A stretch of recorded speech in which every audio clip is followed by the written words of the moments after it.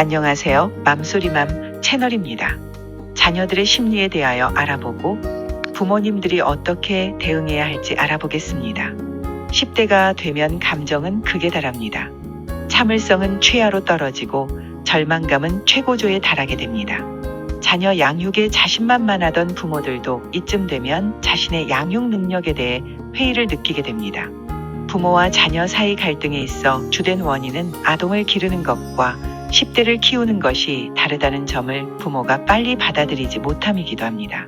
자녀들의 신체, 인지, 정서와 뇌 등 모든 영역에서 엄청난 변화가 일어나고 또한 자녀들의 욕구나 행동의 변화는 당연히 일어나야 할 변화임을 부모들은 알면서도 머뭇거리게 됩니다. 그 이유는 무엇일까요? 부모의 말이라면 거역할 줄 모르던 착한 아이를 내놓고 반항적이고 변덕스러운 아이를 받아들이기가 쉽지만은 않기 때문입니다. 그렇다면 10대 자녀들의 감정 기복을 어떻게 이해하고 다루어 나가야 할까요?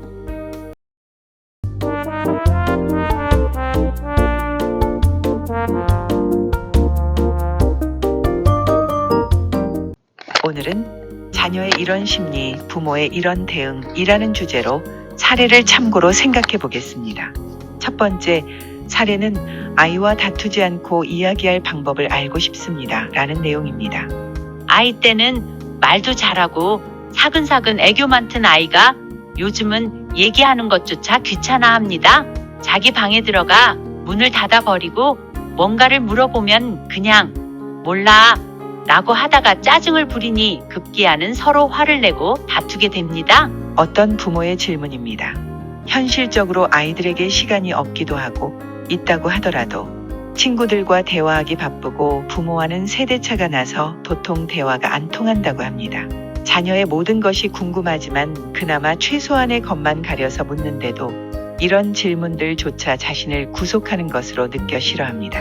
이런 경우 자녀의 생각을 이해하려는 노력과 더불어 부모 자신의 대화 방식을 한번 살펴봐야 합니다. 예를 들면 자녀의 말을 공감하고 경청해 주었는지, 혹시 자녀 또래의 문화를 비판하고 일방적으로 훈계하지는 않았는지, 듣기보다는 해결책 제시에 급급하지는 않았는지, 어른다워야 하고 부모로서 뭔가를 제시해야 한다는 생각이 앞섰을 수도 있습니다. 그렇다면 눈 맞춰서 그냥 들어주기를 권해봅니다. 때로는 들어주는 것만으로도 아주 훌륭한 대화가 되니까요. 또한 자녀의 문화를 함께 공유하기 위한 노력과 관심이 자녀와 대화를 터줄 것입니다. 그러나 사태가 다툼으로 치달았다면 서로의 입장 차이를 이해하지 못했을 가능성이 높으므로 감정을 추슬러서 대화를 시도해야 합니다. 터놓고 대화하면서 부모로서 자녀에 대한 섭섭함이나 걱정하는 마음을 알려줘 봅니다. 그렇다고 부모의 입장만 주장하면 자녀가 쉽게 흥분하여 감정 다툼이 일어날 수 있으므로 주의해야 합니다. 두 번째, 사례는 아이가 부글부글 끓고 있는 마그마 같습니다. 라는 질문입니다. 자기 마음에 들지 않으면 화를 참지 못하고 소리를 지릅니다. 때로는 방문을 차거나 주변에 물건을 던지기도 하는데 말릴 틈도 없고 말린다 해도 듣지 않습니다. 분노는 스트레스, 억울함, 개인적 상처나 불만, 당혹감에 의해 나오지만 과격하게 표출하는 것은 분명히 잘못된 것입니다. 보편적으로 청소년들은 자신의 감정을 조절하는 법을 배우고 있는 중이라 화를 적절하게 표현하는 것이 서툽니다. 그러다 보니 안전하고 수용적인 가족들에게 화를 표현하게 됩니다. 그렇기 때문에 가정에서 분노 조절법을 가르쳐야 합니다. 가장 중요한 것은 자녀가 분노를 표출하며 적대적인 행동을 하는 경우 같이 휩쓸리지 않는 것입니다. 심각한 수준이 아니라면 한 발 떨어져서 잠시 틈을 가진 후 무슨 일로 이렇게 화가 났니? 라고 물어 이유를 생각해 보게 해야 합니다. 그런 다음 분노란 자신을 보호하는 중요한 역할도 하고 있으므로 나쁜 것만은 아니란 것을 알려주되 사회적으로 용납될 수 있는 수준의 표현 방법을 찾게 해줍니다. 분노가 치밀어 오를 때 어떻게 하면 될지를 찾아봅니다. 예를 들어 운동을 한다든지 음악을 듣는다든지 복식 호흡 등 끝으로 폭발의 순간을 나름대로 가라앉혔다면 부모가 그 순간을 놓치지 말고 칭찬해 주어야 합니다. 다음 사례는 자녀가 연애를 하는 것 같다는 내용입니다.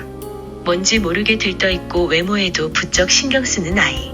어느 날 우연히 본 아이 휴대폰 문자. 자기야 잘자 내일 봐 하트 모양 이모티콘. 훑어보니 이런 문자와 이모티콘들이 여러 개가 보였습니다. 저는 다리에 힘이 풀리고 놀랐습니다. 이성 친구가 생긴 것 같아 아이에게 물어보니 아니라고 딱 잡아댑니다. 청소년 문화센터 조사에 따르면 현재 초등학생 10명 중 5명이 커플이며 중학생은 50% 이상이 연애 경험이 있거나 현재 연애 중이며 고등학교 2학년 이상의 학생 25%가 성관계 경험을 했다고 합니다. 한 번도 이성 친구를 사건 경험이 없는 모태솔로는 인기 없음의 증거라고도 하니 무조건 다그치고 막을 일만은 아닙니다. 계속해서 부모가 금지하면 자녀는 더 이상 이성교제에 대해 부모와 대화를 나누려 하지 않게 되고 비밀리에 연애를 하거나 이성에 대한 궁금증을 친구나 인터넷 등을 통해 왜곡된 정보로 해결하여 더 큰 문제를 낳을 수도 있습니다. 그러므로 자녀의 이성교제를 쿨하게 인정해줍니다.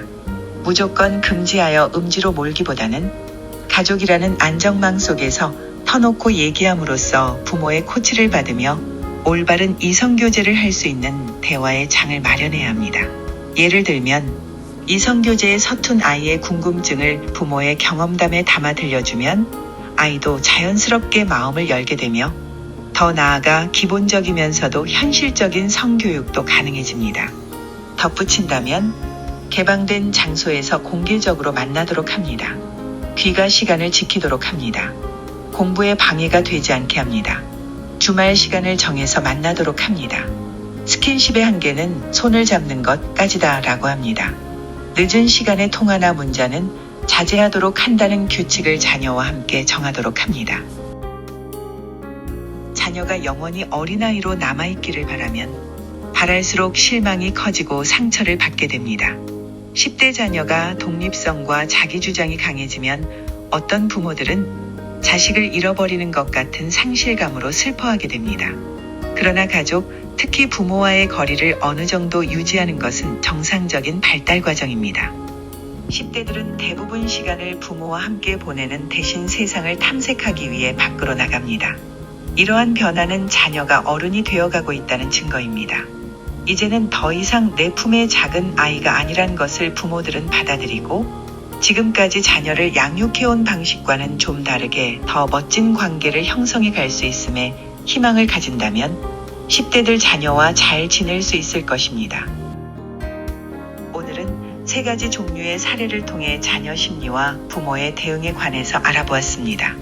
다음 영상에서 또 다른 사례와 내용들을 알아보도록 하겠습니다. 날씨가 많이 추워졌습니다. 감기 조심하세요. 끝까지 시청해주셔서 감사합니다. 맘소리맘의 유박사였습니다.